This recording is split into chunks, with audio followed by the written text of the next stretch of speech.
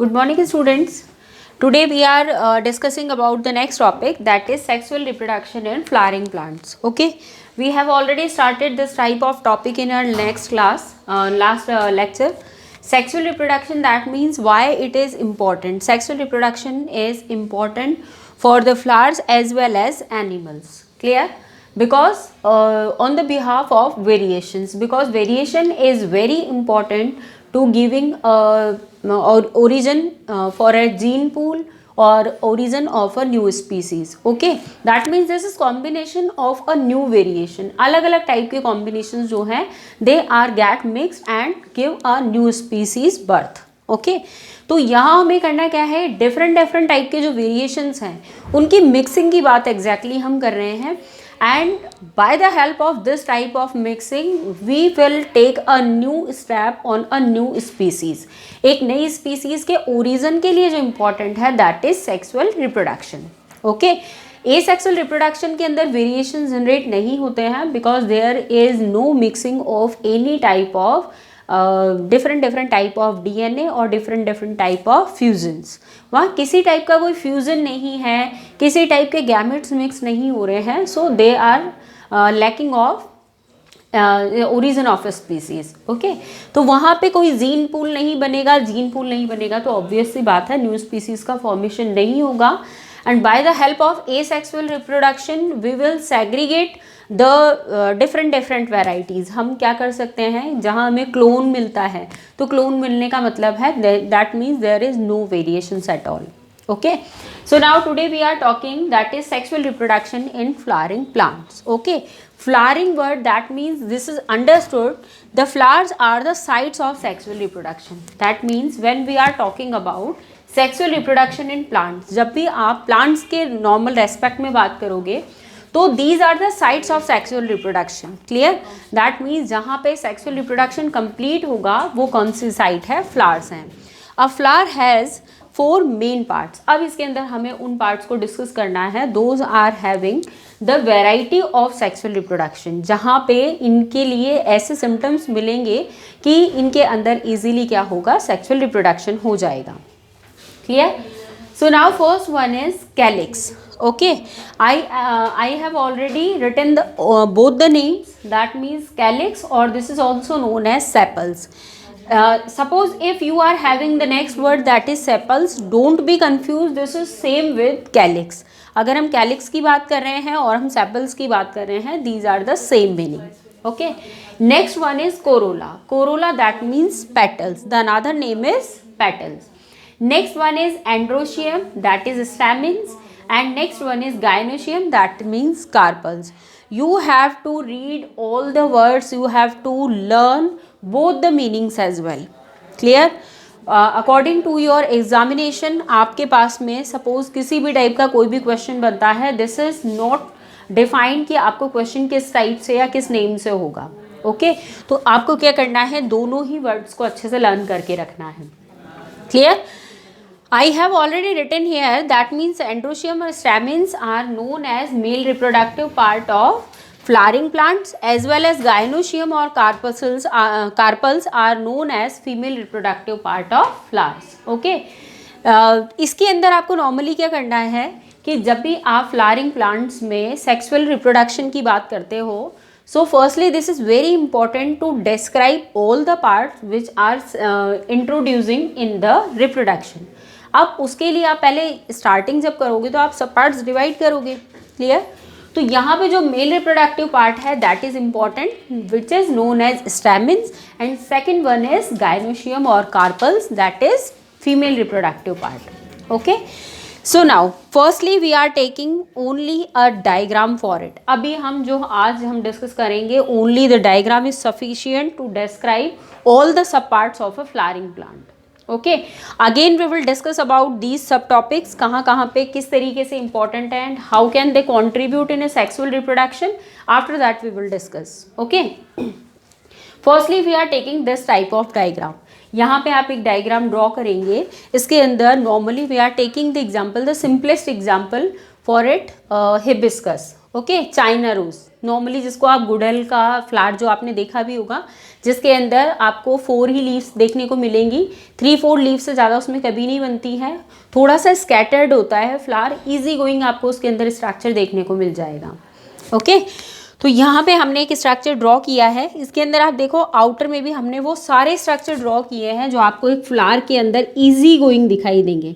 अब नॉर्मली वैसे तो हमने कई बार इस फ्लावर को देखा है, बट अब जो इसको कॉन्स्टेंटली टॉपिक को समझना चाहता है वो एक्सप्लेनेशन के लिए कहीं से फ्लावर लाए और इसके बाद में इसको अच्छे से आप सेग्रीगेट करके देखना। आपको ये सारे स्ट्रक्चर बहुत ईजी गोइंग अच्छे से खुद एक्सप्लेन कर पाओगे आप उसे। क्लियर?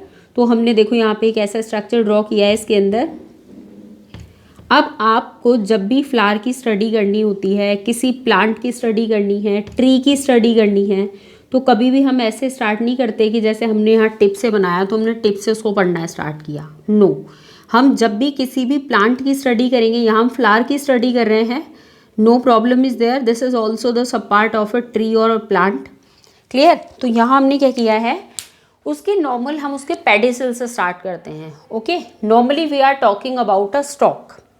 ओके, तो जैसे हमने फ्लावर लिया है तो जहाँ से आप उस स्टॉक से फ्लावर को पकड़ते हो वो वाला जो पार्ट है हम उसकी स्टडी वहाँ से स्टार्ट करेंगे। क्लियर? अब हमने इस फ्लावर को कैसे, ऑलरेडी उसकी जो लीव्स हैं, जो जिन पेटल्स की हम नॉर्मली बात कर रहे हैं, they are already scattered position, वो अपने आप ही कैसे है, स्केटर्ड पोजीशन में है, वो दोनों दूर दूर हैं, जितनी भी लीव्स उसके अंदर हैं वो सेग्रीगेटेड पोजीशन में हैं। ओके, तो यहाँ पे हम नॉर्मली कह रहे हैं ये लोअर पोर्शन से हमने स्टार्ट किया, this is the portion that is known as pedicel. Clear? ये जो स्टॉक है इसका, लीफ स्टॉक जिसको हम बोलते हैं, यहाँ पे फ्लावर का है तो हम इसे फ्लावर स्टॉक बोल देंगे। क्लियर? तो ये वाला पार्ट हो गया हमारे पास में, पेडिसल वाला स्टॉक है। क्लियर? इसके बाद नॉर्मली हम जैसे ही lower to higher position move करेंगे, we are taking the next structure that is sepals, next one is petals, next is receptacle. फिर इसके बाद में मैंने यहाँ पे आपको एक अलग से स्ट्रक्चर ड्रॉ करके बताया हुआ है, that is stigma, style, ovary, this is commonly known as pistil. Next one is anther और filament, this is commonly known as stamen. Okay, and these are the in between structure which is situated in ovary, that is known as ovules, and these are pollen tubes. Okay, हम मैंने जल्दी जल्दी आपको ये सब कुछ बता दिया ये क्या है, but exactly we are not finding a single reason. हमें एक भी एरिया के बारे में पता नहीं लगा कौन सा एरिया है, कहाँ किस तरीके से डिवाइड होगा। Okay, so for our convenience only we have to segregate the parts. Okay, अब हम देखो इन्हें कैसे सेग्रीगेट कर लेते हैं। ये हमारे पास में फर्स्ट रोल हो गया है। अब यहाँ पे रोल्स क्या होते हैं, you have to understand this meaning also, ये हमारे लिए इम्पॉर्टेंट है। अ फ्लावरिंग प्लांट, आप किसी भी फ्लावरिंग प्लांट की बात करो, अब देखो किसी भी का मीनिंग ये है, those are having the tendency to reproduce by sexual. Okay, अगर सेक्सुअल रिप्रोडक्शन से वो इंट्रोड्यूस होता है then we have to use the word that means this type of flowering plants. Okay, अब इसके अंदर हमारे पास में वेरिएशंस भी मिलेंगे, one is known as pistillate, one is only known as staminate. तो जहाँ पे कोई भी एक ही सेक्स प्रेजेंट है उसके अंदर, दैट मीन्स या तो मेल रिप्रोडक्टिव ऑर्गन ही उसमें एक्टिवेट है या उसके अंदर प्रेजेंट ही वही है, तो फिर वो स्टैमिनेट हो गया है। Only this type of flowers is having only ovary, that it is known as carpellate और ओव्यूलेट। किसी भी टाइप का अगर आप वर्ड ले रहे हो तो you have to define the variety, आपको उसके अंदर पहले फिक्स करना पड़ेगा कि आप किस टाइप के फ्लावर की वेराइटी की बात कर रहे हो। ओके, तो जो फ्लावरिंग पार्ट्स हैं उसके अंदर 4 रोल्स प्रेजेंट होते हैं। अब ये 4 रोल्स कौन कौन से हैं, इन्हें हमने किस तरीके से सेग्रीगेट किया। First is sepal, second is petals, third is stamen and fourth is carpel, या ओवरी ले लेते हैं हम, कोई प्रॉब्लम नहीं है। Okay, that means a flowering plant is having 4 whorls in it. उसके अंदर कितने रोल्स प्रेजेंट होंगे, 4 रोल्स प्रेजेंट हैं। Those are contributing in sexual reproduction. Clear? First one is sepal, this is outermost whorl. अब आप एक एक को समझना किस तरीके से बता रहे हैं हम। Sepals that means this is outer most structure. Outer most structure में हम कैसे समझेंगे, सपोज जिसने चाइना रोज देखा हुआ है वेल एंड गुड, जिसने नहीं देखा है नो प्रॉब्लम एट ऑल। आपने रोज का फ्लावर सभी ने देखा हुआ है, क्लियर। रोज के फ्लावर में normally we are started from pedicel. हमने सबसे पहले उसमें फ्लावर स्टॉक की बात कही। फ्लावर स्टॉक के बाद में आपको बिल्कुल जो फ्लावर का लोअर पोर्शन है उस पर ग्रीन कलर की लीव्स दिखाई देती हैं। Okay, these green colour leaves are known as sepals. ये इसका आउटर मोस्ट रोल है। ये outermost whorl this is also known as sepals. Okay, these are the outermost covering of a bud. That means this is protecting layer. जब तक flower bud की position में रहता है, जब तक वो फ्लावर में कन्वर्ट नहीं होगा, तब तक सेपल्स क्या करती हैं, उसकी प्रोटेक्टिंग कवरिंग या प्रोटेक्टिंग लीव्स बनाने का काम करती हैं। ओके, तो ये जो है फर्स्ट वाला रोल, ये सेपल है, ये आउटर मोस्ट कवरिंग है, ये प्रोटेक्टिंग होगी तब तक जब तक कि फ्लावर में कन्वर्ट नहीं हो जाता। Okay, next one. अच्छा, यहाँ पे हमें कभी भी नंबर्स को लेके रिजिड नहीं होना है। How many numbers are present over here, this is not fixed. ये हर प्लांट के लिए अलग अलग होगा, हर फ्लावर के लिए अलग अलग होगा, कोई प्रॉब्लम नहीं है। May be possible this will found in green colour और may be possible in a same colour with petals. Okay, so don't be confuse कि यहाँ पे मैम ने तो बताया था ग्रीन कलर का होता है, ये डिपेंड करेगा फ्लावर की कंडीशंस के ऊपर। Okay, so now next one is petals. Petals that means leaves of a flower, जो हम नॉर्मली, जिनको हम हमारी नॉर्मल लैंग्वेज में बोलते हैं पंखुड़ियाँ, क्लियर। तो ये जो पेटल्स वाला पोर्शन है, it is according to the flower colour. जैसा भी फ्लावर का कलर होना है, पर्पल है तो पेटल्स पर्पल कलर के होंगे, रेड है तो रेड कलर के पेटल्स होंगे, क्लियर। और ये बिल्कुल SHC की तरह, इसके अंदर भी नंबरिंग कोई फिक्स नहीं होगी। But we are talking about hibiscus plant that we are taking 4 leaves, की इसकी 4 लीव्स होती हैं और ये कैसी होती हैं, डार्क रेड कलर की होती है चाइना रोज में, क्लियर।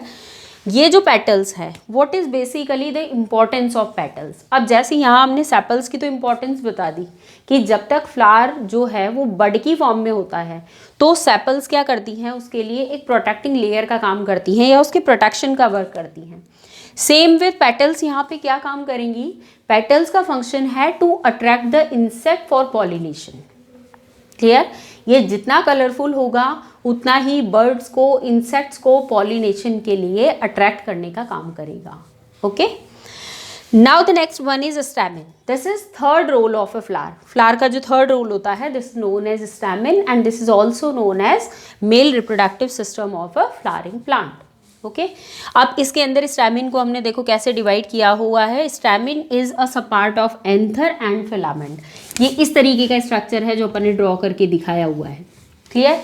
ये एक स्टैमिन का स्ट्रक्चर है जिसमें जो इसका अपर लोब है, ये अपर लोब क्या होता है, एंथर लोब, और नॉर्मली जो नीचे की तरफ इसका पेडिसल टाइप स्ट्रक्चर है, this is known as filament, clear. ये बहुत अच्छे से आपको चाइना रोज में जब आप देखोगे तो बहुत अच्छे से बाहर की तरफ निकला हुआ होता है, तो ये दिखाई भी देगा आपको स्ट्रक्चर। ओके, स्टैमिन का जो मेन फंक्शन है, this is very important for the reproduction, क्योंकि जब तक उसके अंदर ये वाला पार्ट नहीं बनेगा तब तक ओवरी के साथ में फ्यूज नहीं होगा और आगे जाकर के फ्लावर का फॉर्मेशन नहीं हो पाएगा, clear. And last one structure is ovary, clear. Ovary को हमने किस तरीके से डिवाइड किया है, ये ओवरी वाला जो स्ट्रक्चर है that is commonly known as carpel. नहीं तो अगर मैंने यहाँ ऐसे लिख दिया तो आप जरूर कंफ्यूज हो जाओगे कि ओवरी यहाँ पे भी आ रही है, वहाँ पे भी आपने बताया, तो फिर पार्ट कौन सा है, क्लियर। तो उसको अपन पिस्टिल या कार्पल बोल देते हैं, कोई प्रॉब्लम नहीं है।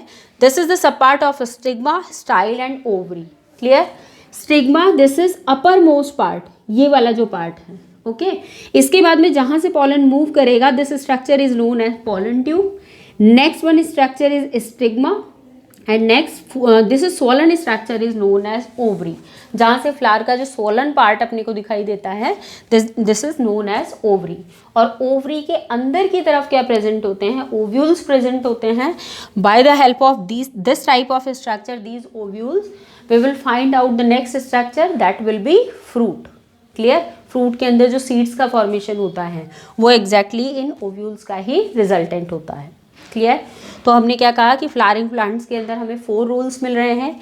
सबसे बाहर सेपल्स हैं जो ग्रीन कलर में होंगे, ये प्रोटेक्टिंग स्ट्रक्चर है जब तक फ्लावर बड में चेंज मतलब फ्लावर में चेंज नहीं होता, बड की फॉर्म में होता है। क्लियर। पेटल्स जो हैं वो पॉलिनेशन के लिए इंसेक्ट को या बर्ड्स को अट्रैक्ट करने का वर्क फंक्शन करेंगे।